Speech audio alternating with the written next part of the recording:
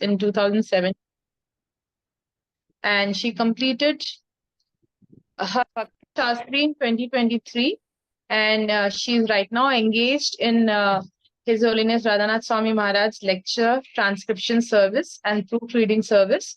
She also took valuation and sloka sessions in BITS campus. She is right now helping to conduct faculty programs at BITS campus, and she's assisting Her Grace Ujjwala Radhe Mataji for girls preaching in BITS campus. So that's a whole lot of services which we were not really aware of, but so happy to know this, and we are really excited to hear from her. So over to you, Punyashree Mataji. Thank you so much for giving us this opportunity to hear from you. Hare Krishna. Thank you so much, Mataji, and I take this advantage of this class to beg forgiveness to each one of you if I have done anything wrong in my conduct anytime, knowingly or unknowingly. So please forgive me, and we'll start the session. Mataji, one more thing I just wanted to add, like we were in TTC training, and that was the time I came to know Manohar Govind Prabhu more closely. And I, like, once he was just sharing his experience, and he was sharing that, initially, like, you were non-devotee, so he was little apprehensive, but once he got married, he like, you have taken to devotional life very wonderfully, and now he's really very happy the way both of you are like together working for the pleasure of Guru and Vaishnavas. So it's a wonderful thing that you have taken up to Krishna consciousness very soon, and already you're doing so many services. So thank you so much for that. Nothing much. I'm not doing anything actually. It's my fortunate that to get such a husband. He's very patient in teaching me all the things, what is needed at what time. So by the mercy of him and by the devotees, I'm learning so many things. Yes, ma'am. We'll start the session. Today I'm going, if I'm audible properly, if any internet issue is there, please let me know in the middle. Mataji, you can just be a little louder. Maybe you just check the volume.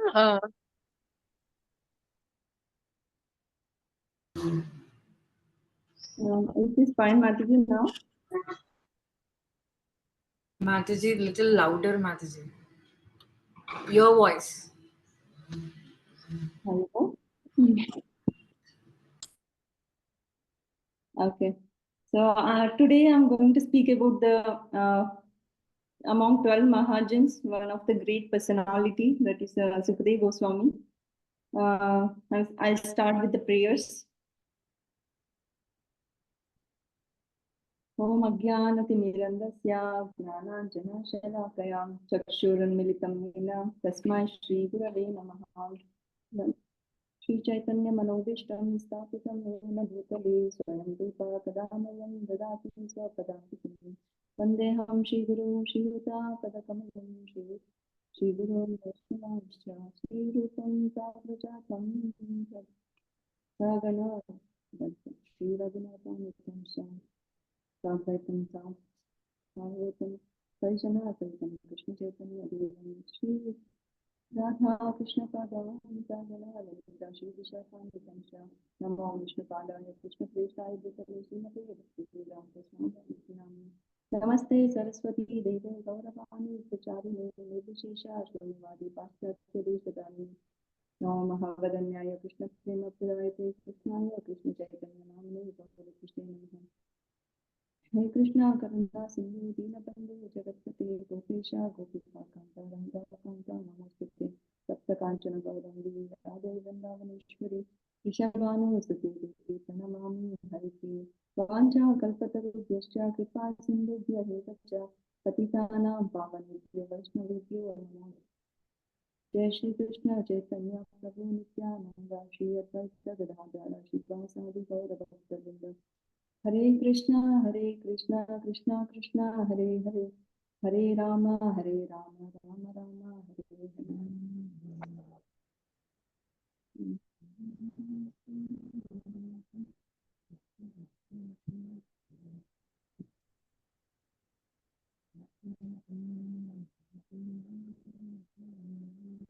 I'll just tell the background before telling about Sukhdev Goswami. So I'll just tell about the brief about the background, how Sukhdev Goswami enters, comes to narrate the Bhagavatam to all of us. So background is that Maharaj Parikshit was cursed by the cursed by the sage, and he is going to die in another 7 days. So he was thinking, what he has to do, and he is he has come near the Ganges to see, the divine intervention of the Lord and the revelation, what his Lord is arranged for him. And he has, two important questions to ask all the sages. So all over the world, like all the sages, saintly peoples, everyone was came to the place near the Ganges, banks of the Ganges, and everyone has assembled there. So Parikshit Maharaj has two questions, important questions. So one is, what is the important or ultimate kartavya, responsibility of any human being that is common for all of us? And another is, second question is, what is the duty of the dying man? So in specific for him, but also it applies to all of us, as we are going to die at any time. So there was a huge discussion, and it's going to be the mega discussion over there. So because all the sages comes from different background, or different sadhus from different lineages were present. So everyone was proposing in their own way, like their paths of how Parikshit Maharaj can attend the higher destination. So someone proposed that, Mataji, is I'm audible properly? Yes, Yes, Mataji. Mataji. So some sages were some said that he has to do the yajna, so sacrifice yajna, so that he will attain a higher destination. And some was saying Ashtanga yoga. So he has to bring this pranic shakti to the topmost part of the body, and so that he can achieve the higher destination. And some was saying he has to do the dhyana, meditation on the super soul. And some was saying he has to do the tapasya, or the austerity, because all the time he was in the family life. Now he has to go in seclusion and do some austerity. That's what somebody was saying. And some says he has to go and do the charity, because he was a king all the time, and now he can do some charity, and so on, so on. And everyone was telling, and everyone was not coming to the conclusion. And Maharaja Parikshit was like anxious. Every moment passes, it is he has only 7 days. So he was anxious that he was just waiting for the revelation of the God. What is next? And for example, we can say that if one diseased person goes to the treatment for treatment, then every different doctors will suggest different medicines, like Ayurvedic. If some says Ayurvedic is very slow, go for allopathy. If allopathy is also not working, you go for homeopathy. Nowadays trend of homeopathy. And if your homeopathy is also not working, you go for naturopathy, mud and clay or some natural things to use and cure the disease. And if nothing is working, go for Tirupati. So for one disease, different doctors will propose different medicines. So just like that, different sages were recommending different paths. But nobody was coming to the conclusion. And there is a reference in Mahabharata that just by discussion, no proper conclusion will come. And rishis are not considered to be exalted when they are agrees with another rishi. So if one rishi is agreeing with another rishi, is not considered to be exalted. So he has to propose something else, taking out from the Shastra, and he has to, prove it on the basis of Shastra. So then only, they are considered as exalted. So in Shastras, there will be more paths than this nowadays, the pharmaceuticals, what they are having.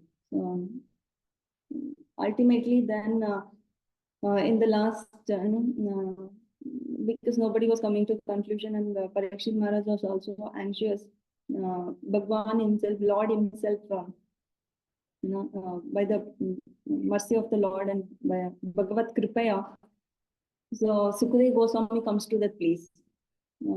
Nobody actually invited Sukhdev Goswami, but he comes. Yadrichaya means he comes by his own will. We'll see now how this is the background, and we can now see about a little bit about from here on about the Sukhdev Goswami, his appearance, how his features and all the things. So Sukhdev Goswami's appearance it is actually referred in one time. Actually, Srila Bhakti Siddhanta Saraswati Thakur was asked by Pandit Atma Rama Shastri from Assam in October 25th, 1928. He asked this question about the Sukhdev Goswami's appearance. So that time, Bhakti Siddhanta Saraswati Bhakti Siddhanta Thakur Maharaj quotes this and he says this, how he appeared. So that's what I'm going to tell now.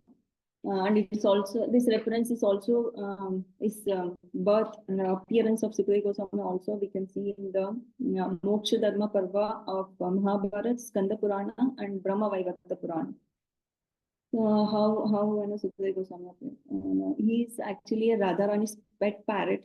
So he always used to sit on the left side of the Radharani, and then always Radharani used to speak about Krishna, and all the time the parrot was listening about Krishna and the transcendental pastimes. He was spending the time, but when the time comes when Radharani wants to go back for a spiritual work, then she told the parrot to stay back. But parrot was not ready.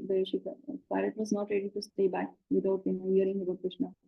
So Radharani tells that wherever Srimad Bhagavatam has been recited, you can you don't have to feel separation. So then parrot stays there, and he was searching where the Bhagavatam is being recited. So then he comes to know that Shiva is reciting Srimad Bhagavatam to Parvati Devi. So this and all, yeah, this is long passing, and so that time what happens, Shiva actually sends everyone out from the Kailash, because he wanted to recite Srimad Bhagavatam to Parvati Devi. So he tells that everyone has to be out, because if one is not eligible to hear about Bhagavatam, if they hear the Bhagavatam, then it will be a disturbance to the society. So he doesn't want the disturbance. So he sends out everyone, and he was telling only to Parvati. So at the time, parrot flees to Kailash, and hidingly inside, he sits on the tree, and he was he started reciting, and parrot starts listening. And while telling stories, we say nodding the head as like that. So Parvati was also telling that like that sound she was making, and in the middle of hearing the Bhagavatam, she actually fell asleep. And seeing this parrot thinks that Shiva might stop telling the Bhagavatam. So in the voice of Parvati, parrot starts nodding the head and saying like that. Then Shiva recites the whole Bhagavatam. Then by the time Parvati also wakes up, and Shiva asks Parvati, how was the Bhagavatam? So then Parvati Devi holds her hand and begs forgiveness that she fell asleep in the middle. She could not hear fully. So Shiva was like surprised, then who was, nodding the head? Who was making that noise of telling yes?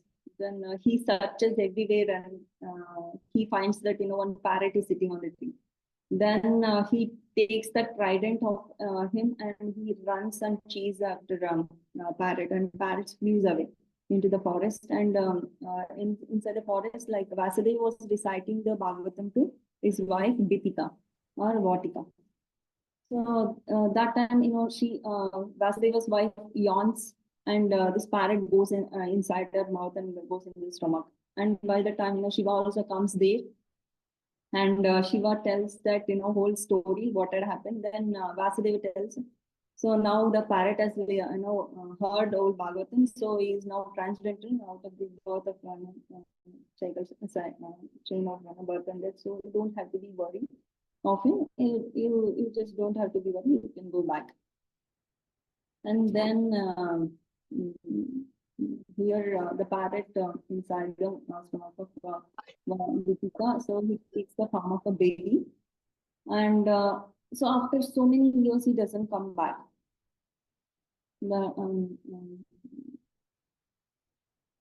So he actually stays for more than 10 years. Then they actually prays with Vasudeva and his wife, prays with the Lord and to help them. Then by the mercy of the Lord, he actually he doesn't want to come because external energy of the Krishna attack them. So because of that reason he did not come back. So and then Lord comes and he will gives again that you will not be attacked by Maya and you will be protected. Then he actually comes out. And another pastime is that, so one time, Vasudeva wants the hair for some lineage to carry on. Something like, if some businessmen are there, that family wants to carry the business, trading or something to their sons, or some Ayurvedic, doctors or someone. So they want to, continue their family lineage. So just like that, Vasudeva also wants to continue his family lineage. That somebody has to carry the Srimad Bhagavatam. So he wanted a son. He was praying for the son. He went for the meditation to the forest and for the trees and for asking for a son. So that time when he was sitting for the meditation, actually one damsel from from the heavenly planets, she takes the form of a parrot and she comes. She was.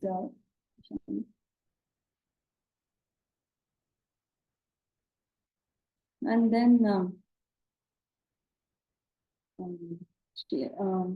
she flew in front of Vasudeva. She is such beautiful that Vasudeva actually releases the semen, and that semen was dropped on the arani wood.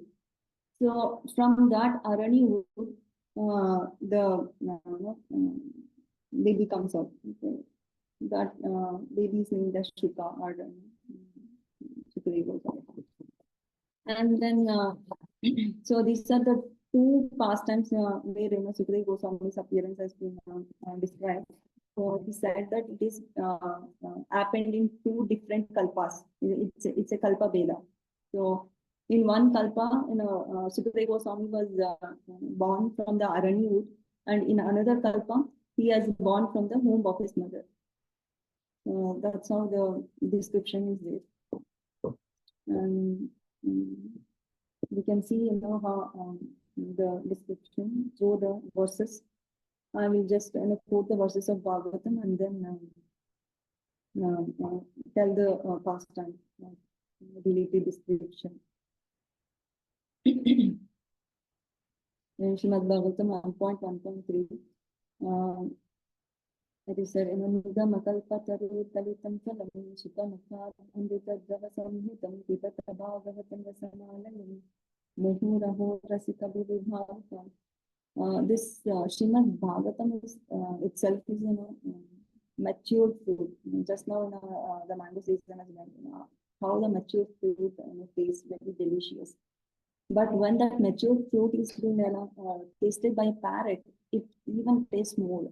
So just like that, when the Srimad Bhagavatam is being recited by the lips of the Sukhdev Goswami, it even for the ear, it even is even more.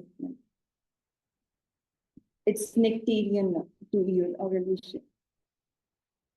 Srimad Bhagavatam 1.19.27. तत्रा भवात् भगवान् व्यासपुत्रो यत्रिज्जयागमात्मनो नपेक्षा आलक्ष्य लिङ्गनिजलाभतुष्टो वृत्तश्च बालैरवधूतवेश. So here Vritascha Balai. Vritascha Balai means he was always surrounded by the children, because children thinks that he's a madman, he's not wearing any clothes, he's just hairs are scattered. Is just wandering around here. They all think that children think that he's a madman. They were all surrounded and making laugh at him, making fun of him, and he was always surrounded by the children. And also it is saying that Avaduta. So Avaduta is Avaduta meaning Acharyas give the meaning for Avaduta Takta Sharira Adara.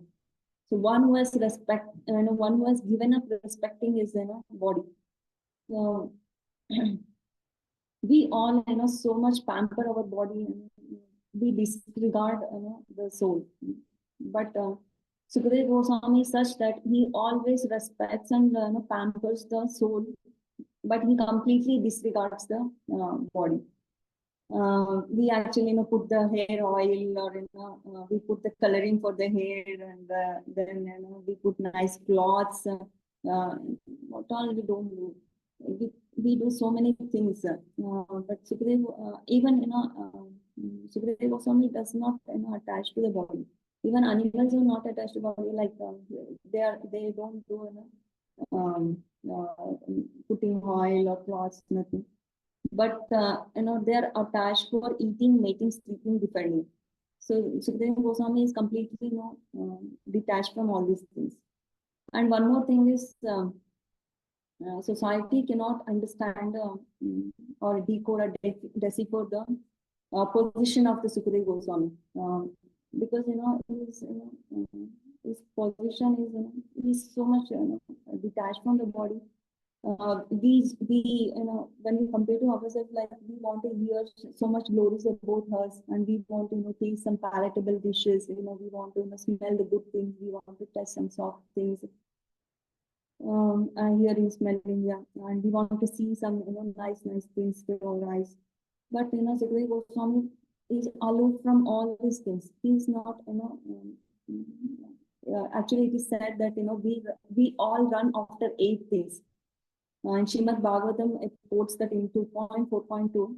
So we all run after 8 things. That is Atma, Jaya, Suta, Agara, Pashu, Dravina, Bandhushu, and Jaya, Rajya. So what is that means? Atma is body, attachment to the body, and Atma Jaya is attachment to the spouse.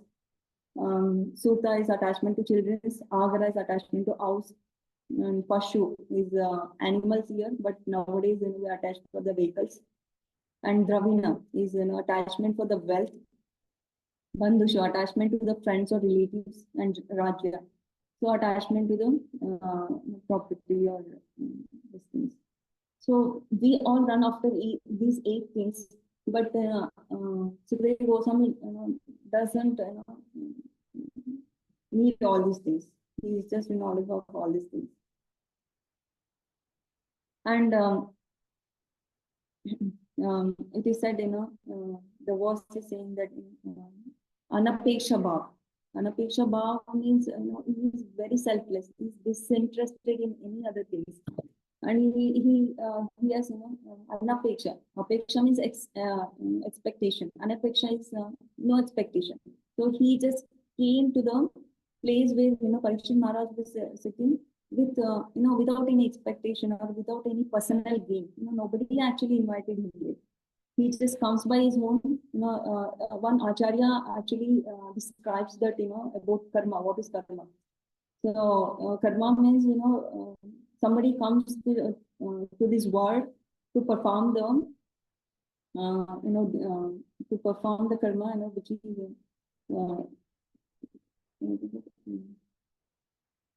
to perform the karma, which is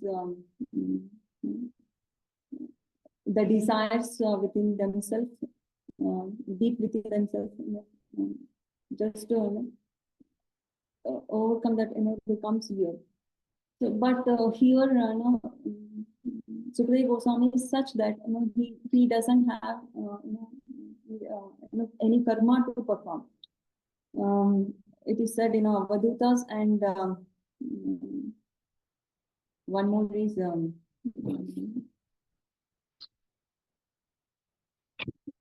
I will just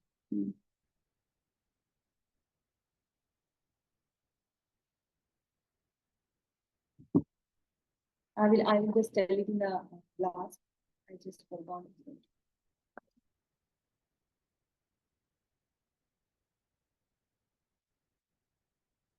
Yeah, I will just add. So he was unapexable. He was selfless. He was not, without any personal gain. He just comes there. And Alakshalinga, he was not showing any external signs of, Varna, Ashram, or Sampradaya. No external signs of Varna, like he was not, showing any Brahman, Kshatriya, Vaishya, Shudra, any signs, like he was not wearing any thread, or, he was not showing any signs for that. Ashrama Dharma, like he was not showing Ashrama Dharma, like Brahmachari, Vyasa, Vanaprastha, Sanyasi. Yeah, and he was not showing any signs of Sampradaya also, like the spiritual lineage one comes from, like Hinduism or Jainism or Sikhism. He was not showing any signs. He was Alakshalinga. He was completely bereft of all these signs. And it is said that he did not even ask for bhiksha, or he did not even undergone for any purificatory process, like thread ceremony or jata karma or namakaran ceremony. Nothing he underwent. And also it is mentioned that nija labha tushta, he is completely satisfied with what he has gained in his life. What he has gained in his life is Krishna prema. So he is completely satisfied with that Krishna prema. And we'll tell the we'll see now the description about how Sukhdev Goswami was. Tatam Vashtavasham Sukumara Padam Karorubhavam Shakapola Gatram Charvayataksho Nasatulya Karnam Shubhravananam Tambu Sujatakantam. So here it is telling Vi Ashta. Vi Ashta means Vi is 2, Ashta is 8. 2, 8, 28. It is not 28 actually. Vi Ashta is 2 times 8. It is 16 years old. So it is supposed to tell that he is 16-year-old. He looks like 16-year-old. And also here Sukhdev Goswami describes that from the lotus feet. As we all describes the Lord of any Vaishnava from the lotus feet. Sukhdev Goswami also describes Sukhdev Goswami from his lotus feet. And Sukumara Pada, like his Pada was so soft like butter. Even though he goes all throughout the earth to preach the Srimad Bhagavatam, but his feet were not worn out. His feet were like butter because of the devotion what he was carrying with him. And Karor Bhavamsha, like his hands and feet were very soft. His kapola, his feet were very soft. Charva interruption. And his ears were very equal, and his eyes was like elongated and very beautiful. And Shubhravanam, like even his eyelashes are very nice, and his nose was very elongated, and Kambu Sujata Kantam, like his neck was actually compared to the conch shell. Conch shell is having the lines. When we go to blow the conch shell, we can see the lines. So it is compared, his necklines is compared to the conch shell. So here also Bhaktivinoda Thakur tells that one of the signs of the liberated souls, they always look fresh. They look very youthful, and they are filled with the spiritual energy. Sukhdev Goswami did not actually show any physiognomal signs that, but everyone in the arena that where everyone was assembled there, everyone understood that because of Krishna prema emanating from his body, from him. So all the sages welcomed him, getting up and paying obeisances. Yeah, they are with folded hands. So that everyone welcomes Sukhdev Goswami. And also some more description about Sukhdev Goswami said. I will just go to verse from Bhagavatam 1.19.27. Nibuda Chatrum Pritatam Vakshasam Avartanabhim Valival Kudaram Cha Digambaram Vakra Vikirna Kesham Pralambabahum Swamarottamabham. So Niguda Jatrum is fleshy, but he is not fat. This Niguda Jatram is actually comes also in Srimad Bhagavatam 10th canto for Sudama, because he was fleshy, he was bone. But here he was not, bones were not protruded, but he was not fat. And Ratutunga Vakshasam, his chest and his high, chest was high and it was broad. And Avartanabhi, his navel was so beautiful, it could put the water whirlpool to shame. So it was compared so nicely, it is compared. And Vali Valgu Udaramcha, his chest and hips were broad, but waist was very thin and were nice lines on the abdomen. And Digambaram, dig means direction, Ambaram is cloths. So he was dressed by the he was not dressed with the cloths, but he was actually dressed by the 10 directions. That is north, south, east, west, north, east, south, and south, west, south, north, and up and down. So this 10 direction, he was actually dressed by these 10 directions. And Vakra Vikirna Kesham. So his hair was curly and scattered. Pralamba Bahum, his arms were very elongated. His hands were actually long up to his knees. This actually this Pralamba Bahum is actually description is Chaitamrit. It is told for Chaitanya Mahaprabhu and Nityanand Prabhu. Both were having this long hands up to his knees. So here for Sukhdev Goswami also this Pralamba Baham, he was having the arms very long up to his knees. And Swamarottamabam, Su Amara Uttama Abba. So means effulgence or light. The effulgence which was coming out from him, it was like it was compared to who is best among the demigods. Who is the best among demigods? We can say best among the devatas is Krishna. So that here the effulgence from the Sukhdev Goswami's body is compared to Krishna's effulgence. Comparing, he is actually the manifestation of Krishna. Some acharyas say he is the manifestation of Krishna, and some acharyas explain that he is Krishna himself. And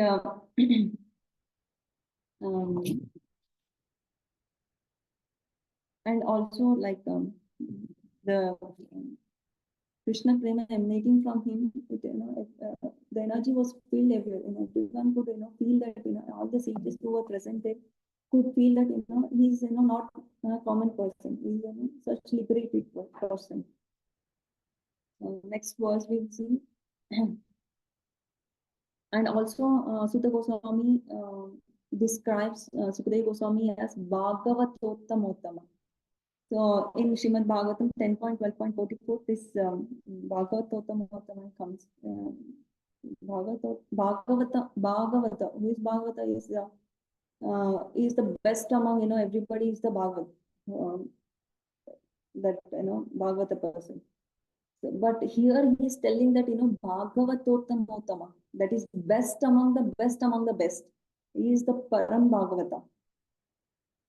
And then Yam Pravrajantam Anupeta Peta Krityam वैपायनो विरह कातरः जुहावो पुत्रेति तन्मयतमो तरवो विनीतः तं सर्वभूतहृदयं मुनिमतो अनाथोऽस्मि. So again, we connect back, like, after 12 years, when Sukhdev Goswami appeared from the womb without, looking back into their parents, he just walks away from the home. He just don't want have any connection with the material affection. So he just don't look after their parents. When as soon as he born, he just walks into the forest, and while walking, some women are, the damsels of heavenly planets, they were taking bath in the pond, and as soon as Sukhdev Goswami goes, does not feel anything. But as soon as so Vasudeva comes in the back of Sukhdev Goswami, telling Putra Putra iti, oh son, please stop. Uh, so as soon as Vasudev comes, this woman gets up and cover themselves with the cloths. Vasudev asks them, why did they do so? And then the woman actually explains there that your son doesn't have any difference between woman or man or son or daughter, but you have the difference. That's why you are calling your son Putra, and you can have the you are wearing the cloth, but Sukhdev Goswami doesn't have difference between wearing cloth and not wearing cloth. It doesn't have any difference. He's completely detached. Then again walk. He walks back. Sukhdev Goswami actually walks inside the forest, and he goes and sits for meditation. Then Vasudeva was like, he could not bring him back. Then what he will do, Vasudeva comes back, and he actually sends his two disciples uh, as a woodcutters to the forest to bring back his son. He actually plans some things, and he sends his disciples to recite some shlokas and then bring them.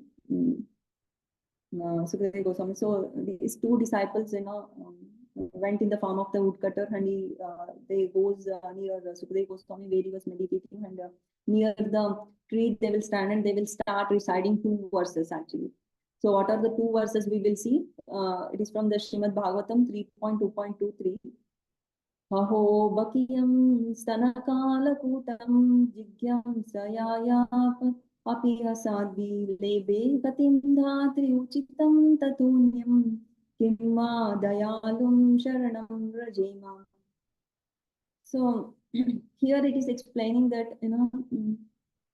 the she demon who comes in the guise of a mother to give the poisonous milk to feed the Krishna, but still this the Lord gives this such demon like person, she gives the mother position in the spiritual world.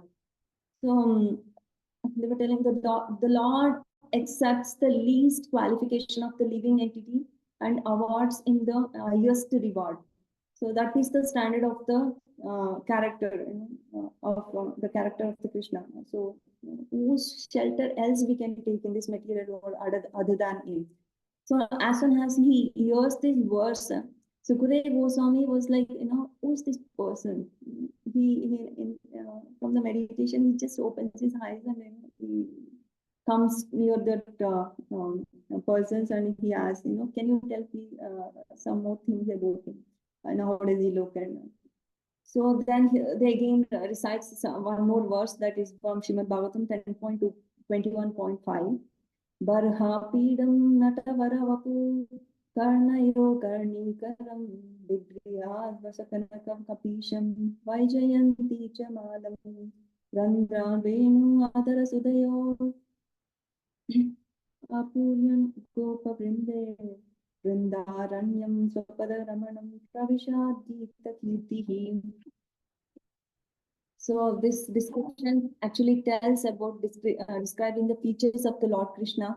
He is actually wearing the peacock feather on his head, and he is having blue karnika flowers on his ears, and he's wearing the yellow garments, and he's wearing Vaijayanti garland, and Lord Krishna is exhibiting his transcendental form as the greatest dancers. And he's beautifying the Vrindavan Braj with his lotus feet, and he's filled the holes of the flute with the nectarian lips, and all the covered voices describing these pastimes of Krishna all over the Braj. So after hearing this, Sukhdev Goswami was like fully glad, and he wanted to hear more. Then these disciples tell just wait, this is just a trailer.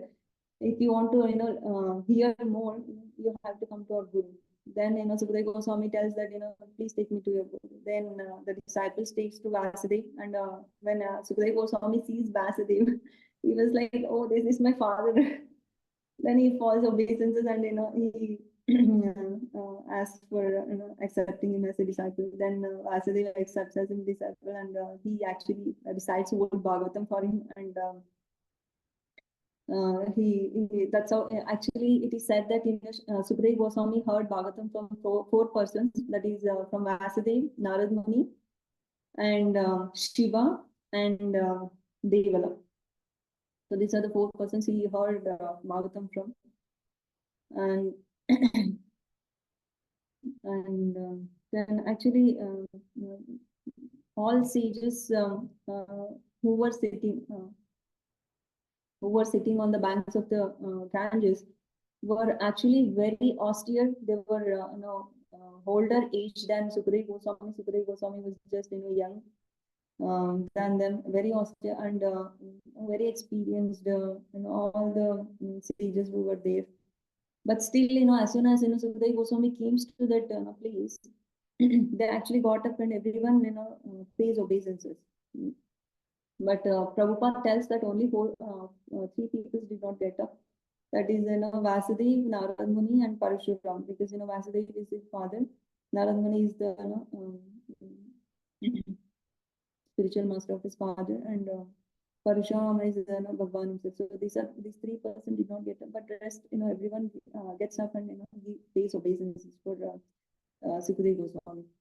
And also here it is said Krishna consciousness is not about the age or external achievements. It is all about the internal depth, the experience, the realizations, and the absorption one carries.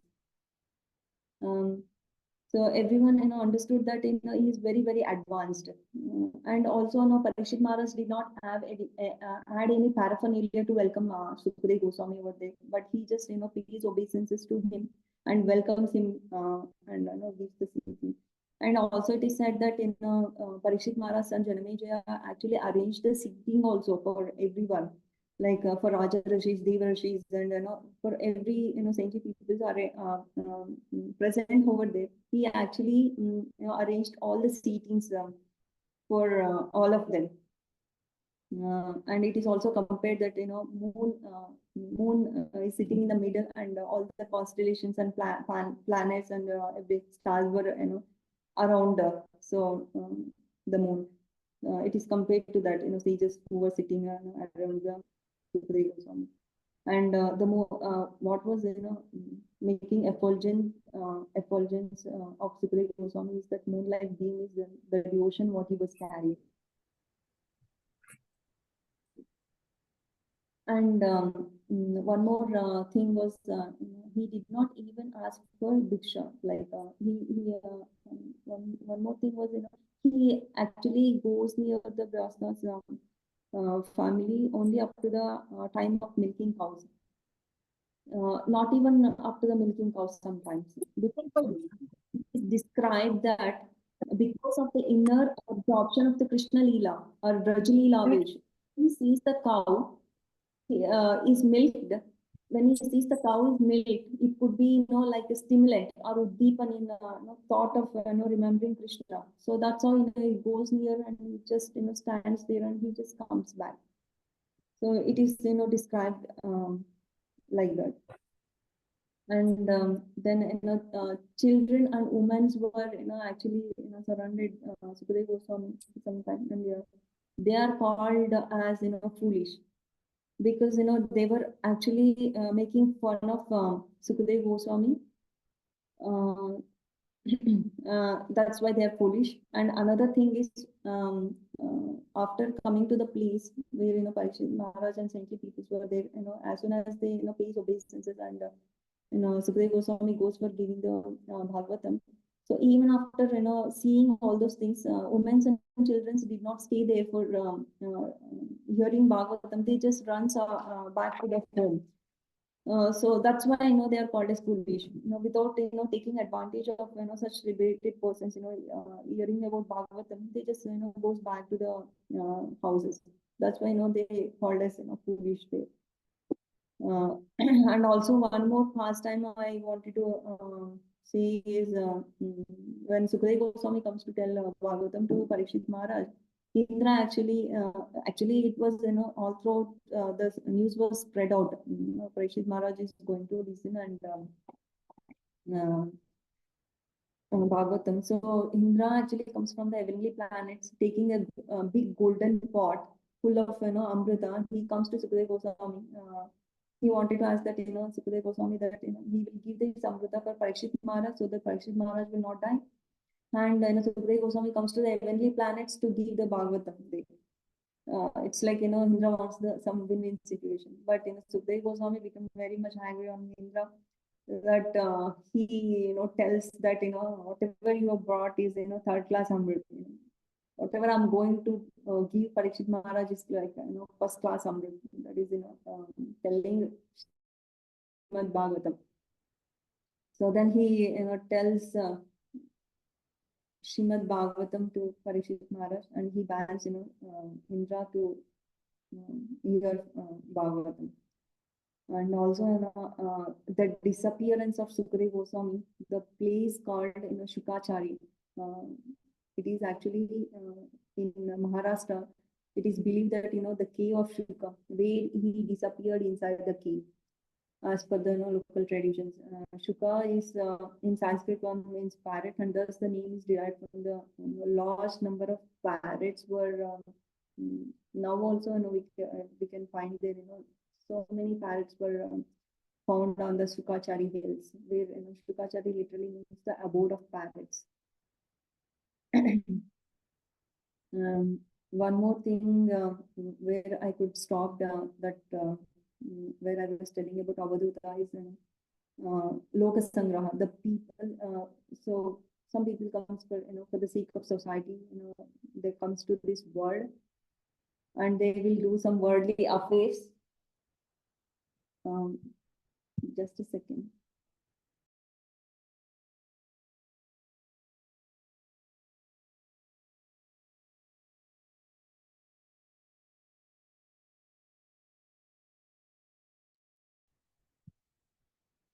So they comes to this world for the worldly affairs, and then just they will go back. And the Avadutas, once they don't have to do anything coming here, they will just come here, and whatever they do is like all transcendental things. Avaduta is told for Sukhdev Goswami, and one more is Jadavarat, and one more is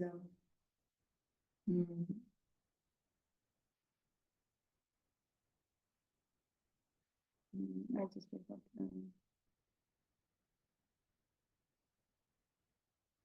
It was there on my lips. I just forgot. If anyone knows, you can just tell me. This is all about, and also one more thing that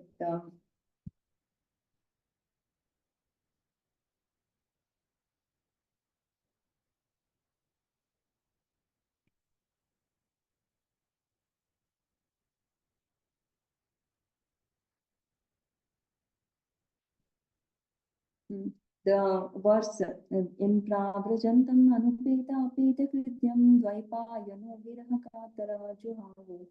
This verse actually recited by Maharaj also sometimes in Mangalacharan.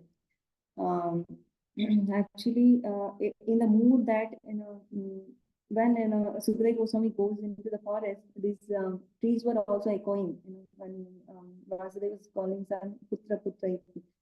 So these trees were also echoing. It is said, it is compared that even when such kind of liberated person comes, even the trees will start telling, speaking, or speaking about Harikatha. So in the mood of that, Maharaj also sometimes quotes these words in Mangalacharan. And also in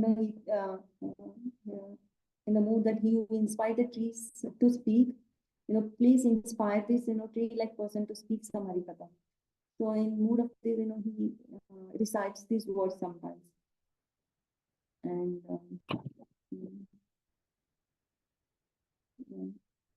so your ends the session, but I wanted to conclude that I just wanted to ask with all of you what lesson we can learn from the life of Sukhdev Goswami. If all of you can unmute yourself and tell some points which you can learn from the life of Sukhdev Goswami.